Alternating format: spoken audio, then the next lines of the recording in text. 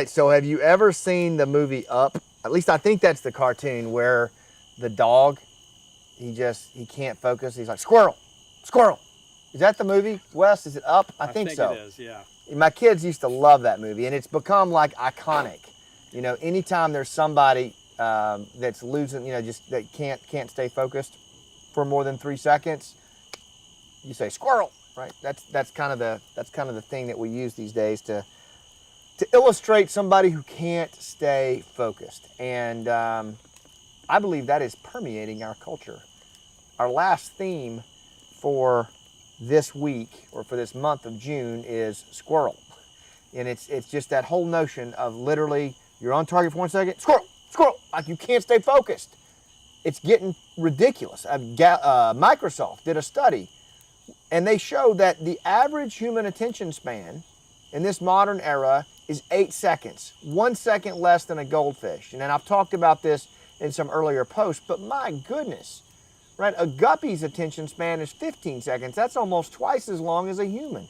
How's that even possible, right? And obviously the digital connectivity of our society today has contributed a lot to that. And look, there's a lot of good with digital connectivity. We're doing it right here. We're connected and sharing information and thoughts on things, but when you think about the level of attention span that most humans have as a baseline, it is really, really low, lower than we've ever seen before. And so our theme this month of the challenge of human connections, wrapping it up with just, basically with distraction. Humans are severely distracted. And again, if you can't make a human connection as a leader today, then you're pretty irrelevant, right? You are in an overcrowded marketplace. Everybody's just yelling at everybody. Everybody's trying to over-index, over-rely on their product or their service or the selfie or whatever, and we can't watch that. We can't connect with that. What we need is authenticity, transparency, good, solid storytelling, active listening, those interpersonal skills that are timeless. That's what people crave, right? But we have to understand that going in, the attention span's about 8 seconds, whether that's your kids, whether that's someone watching you on a Facebook Live or an Instagram, they're going to be on and off target. So the question is, how do you make an initial connection that buys you an extra 2 seconds, then an extra 5 seconds, then an extra 4 seconds, right? A lot of that has to do with the front end work that you do. Who is it that you're talking to? Meet them where they are. What are their goals? What are their pain points? What's on their mind? What are their desires? The more we can understand the other party, the more we can speak right to their chest cavity when we're communicating with them and buy ourselves a little bit more time, maybe make them lean in a little bit more. I will tell you, the more homework you do before the legwork in terms of communicating with somebody, the better chance that they're going to give you a little bit more time and listen a little bit more and let you dial in even more. Another thing is how you communicate. Even if it's on digital media devices, even if it's through Facebook, Instagram, can you communicate through narrative? Can you communicate through story, right? Can you speak to the emotional components of the human being across from you? Rather than just talking about your product, talking about your service, talking about you, how do you make them the hero in the journey? How do you make them the hero in the story? How do you speak to their truth, to their journey, to their pain? That may sound a little bit philosophical, right, or a little bit feel good, but it's not, right? We all view ourselves as the heroes in our own journey. Remember, humans are the most meaning-seeking creatures on the planet. That's part of our identity. We can't help that. So if you're wanting to move someone to take action, whether that's the associates in your company and you want them to buy into your vision, or you want a prospect to buy your product, right? The more you can speak, God, the smoke is killing me, Wes. The more you can speak to their truth, the more you can speak to their pain, the more you can speak to what they're up against, the better the chances are, holy crap, I can't do it, dude.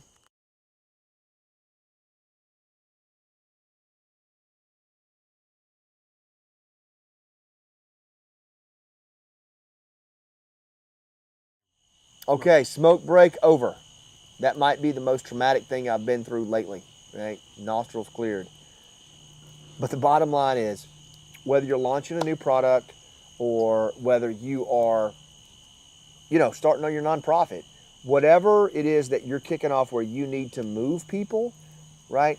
Can you connect with them? Can you reach into their solar plexus through narrative, through story, by speaking to their journey and through their lens as the hero in that journey? And you're the guide, right? Donald Miller, Michael Haig, wonderful storytellers in the marketing world, they talk about this all the time. It's really, really important that you make your customer, your associate, your client the hero in this journey. If you don't want them to be overly distracted and to dial out in 8 seconds, you got to speak to their journey, right? Now think about that for a second. Even with your kids, right? If you want your teenager to focus on what you're saying and to follow the rules of the house, how can you make them the hero in this journey? How can you flip it and make it about them, not about you? Same way with your website. Look at your website. Have you looked at your website lately? About us, right? I guarantee you that's on there. People don't want to read about you. They want to hear about them. They want to know how what you're doing, what you're selling, what you're offering makes their life better, right? So what I've found is truly the distraction that humans have, I mean, it is a challenge, but the trick is to flip it and make them the hero in the journey. And that takes some front end work. You can't just kind of do that on the fly. You've got to really dig into their life. You've got to look at what they go through. You got to look at what their desires are, what their pain points are, what their problems are on the surface, and their problems are below the surface, what they want for their lives, for their kids. Really do the work on that. Almost no one does that anymore. And if you do that, you validate people at a visceral level, right? And if I can talk to you and I say, look, I know you want to play a bigger game in your life. I know you want to have a deeper impact in the world. I know that you're frustrated with some of the ways that you try to lead and it seems like no one's listening, but you have this amazing story to tell. You're like, oh, wait a minute, he's talking to me.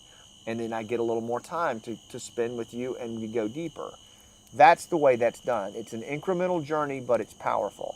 It's something we spend a lot of time on when we're dealing with the challenges of human connection, our theme for June, and when we're dealing with distracted folks who are trying to lead. And Rooftop Leadership Mastery is an awesome place to do that. It's a cool tribe of people, of leaders just like you who are servant leaders, going to the rooftop and moving people to take action even when they don't want to. It's $50 a month to be part of it. I'm telling you, that's what you pay to go out and eat with your family one time.